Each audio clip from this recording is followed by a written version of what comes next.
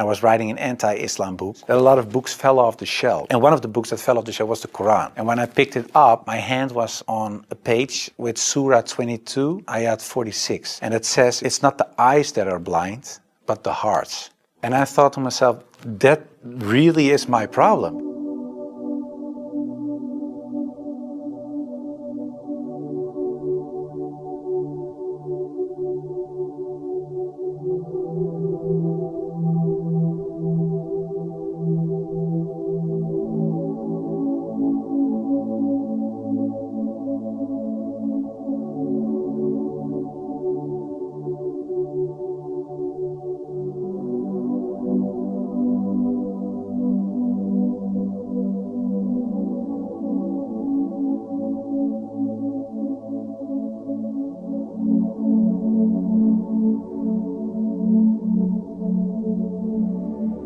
Before I was a Muslim, I was a Protestant Christian from the Reformed Church. We read from the Bible, we all got biblical names, we were all baptized, we went to church, etc., etc. Of course, I believed that there is a creator, I believed in heaven, hell, I believed in angels, revelations, and of course what separates the Christians from the Muslims is that I believed that Jesus Christ was the Son of God. In a more philosophical way, I believed he was God himself, of course. I believed in the resurrection and crucifixion of Christ, of course, and I believed in the atonement. But because the Trinity is a very complex concept, whether you believe it or not, it's still very complex, because if there is a God in the Bible, it says God is eternal. But if you are eternal and in the same you die, you cannot be eternal, immortal at the same time. So it was something when I was a little older, 16, 17, I started questioning things like that. It's not very logical. I talked to many priests, preachers, even rabbis, and the answers I got weren't very satisfying.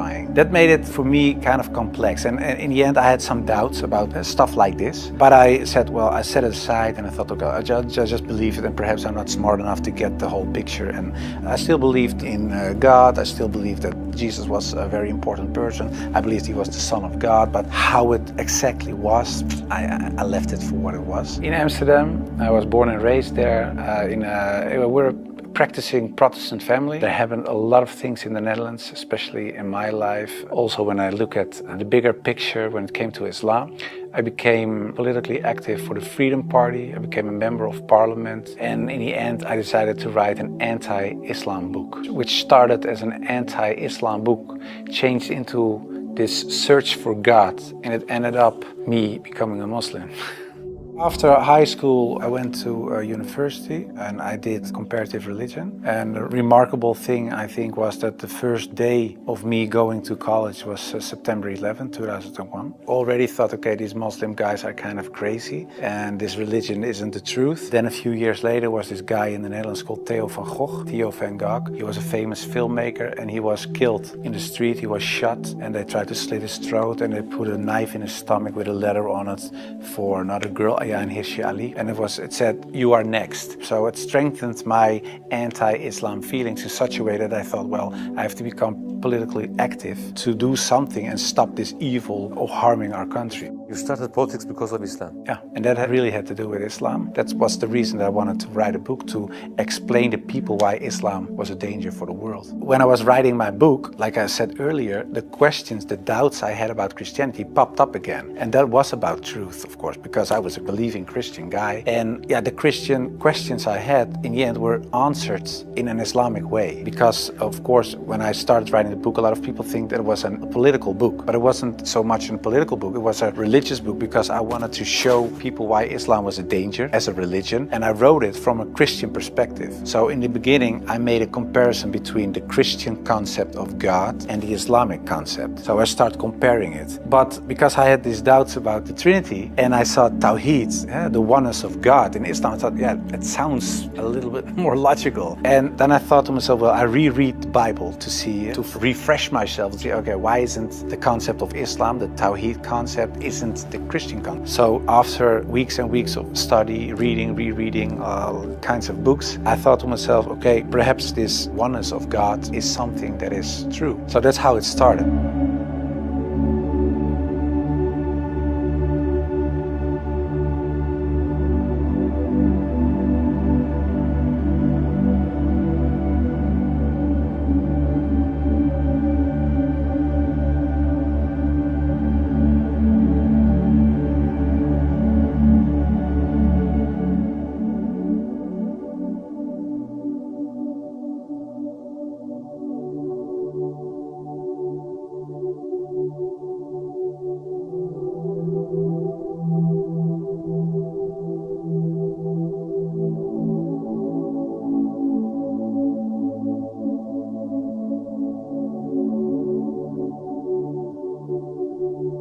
I started writing to several authorities on these religious matters. And one of the guys that I wrote to was Sheikh Abdul Hakim Murad, and he's a professor from Cambridge University. But in a way it was kind of strange, of course, because I was a politician back then still. I was writing an anti-Islam book with an anti-Islam purpose. And I'm asking this Muslim professor from another country, can you help me?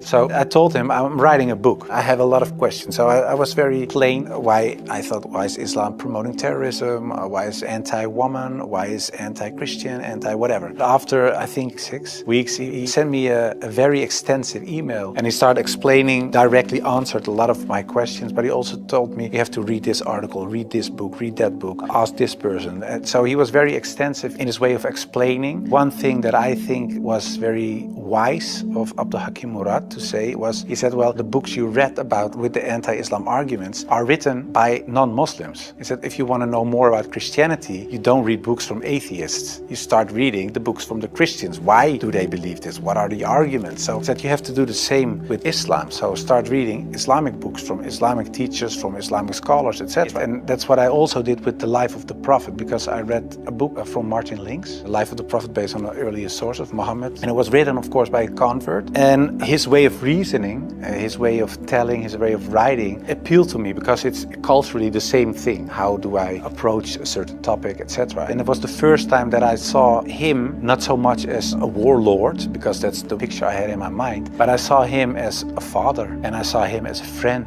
and a teacher, and so much more. And so, yeah, I saw the person and his character, and I said, well, I can say a lot, but I cannot say that this is not a good man. So his character persuaded me to read more and to want to know more. Story about Hind. She was the wife of one of the enemies, Abu Sufyan, and in a way they gave money to kill Hamza, the favorite uncle of the Prophet, and that was what happened on the battlefield. He got killed. They even paraded with his ears and cut off his nose and horrible stuff. So the Prophet was deeply sad, of course, of what happened. And years later he became powerful. He came in power in Mecca. And then there was Hind. And I was reading this book and I thought, okay, now she gets crucified or her head gets cut off or something like that. But he said, well, I cannot look at her right now, but everybody is forgiven. And if you want to stay here and live among the Muslims, it's possible. If you don't want that, you can go. But bloodshedding is over now. And I thought to myself that she was forgiven. If you can forgive someone who kills a relative, especially a favorite uncle of you, even starts parading with parts of his body to show other people that she humiliates you and whatever you stand for, that means you have such a great character. It's very special. It's something you don't see. And that's what he did. So I thought to myself, well, it was a really special guy. And when I thought that, I thought, well, I have these arguments for him being a prophet. I see his character. I see the way he treated other people. I see how he treated his enemies. I think he is a prophet. But then I thought to myself, whoa, that's horrible. Because I already accepted this oneness of God. And now I say he is a prophet. If I say there is only one God and Muhammad is his prophet, that's almost shahada.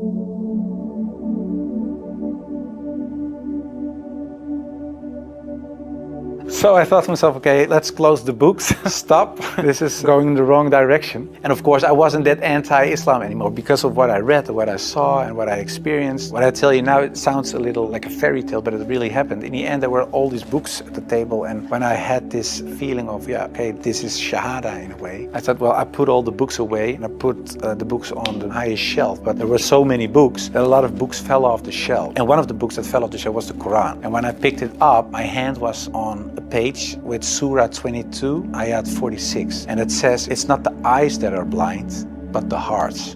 And I thought to myself, that really is my problem. I could see it with my own eyes, but I still couldn't accept the fact that I said he is a prophet, there is this one God. I just couldn't. So it wasn't my eyes that were blind, but it was really my heart. I couldn't accept it. I think my nafs or whatever, my ego, I couldn't accept it. And I said, well, God. I don't care if it's the God from the Bible or the Quran. Give me a sign or something so that I 100% sure know this is the way. And I went to bed, but when I woke up, I felt very secure in myself. I really felt very secure. I've never been more secure about anything else. The whole anxiety or the whole doubting issue, it disappeared like snow for the sun. I thought to myself, well, I think I'm a Muslim.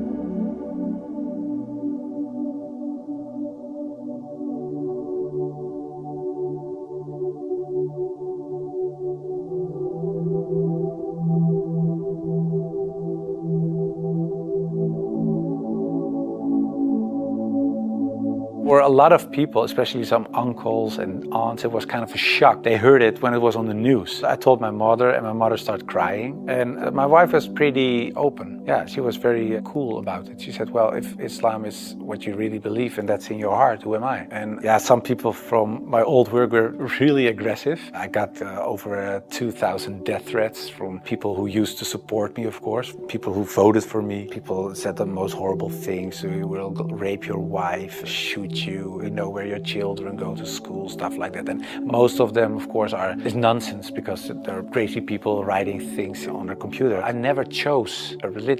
One time, and it was when I became a Muslim. Before that, I didn't choose my religion. I was born in a Christian family. I was raised in a Christian way, and I'm very grateful for all the good things that it brought me, but it was not my decision. And the only time I made a decision was me becoming a Muslim. And it was the most, like I said, I think the most important decision I made, and it was the most rational decision I made. I never took years and years to decide one thing, only becoming a Muslim.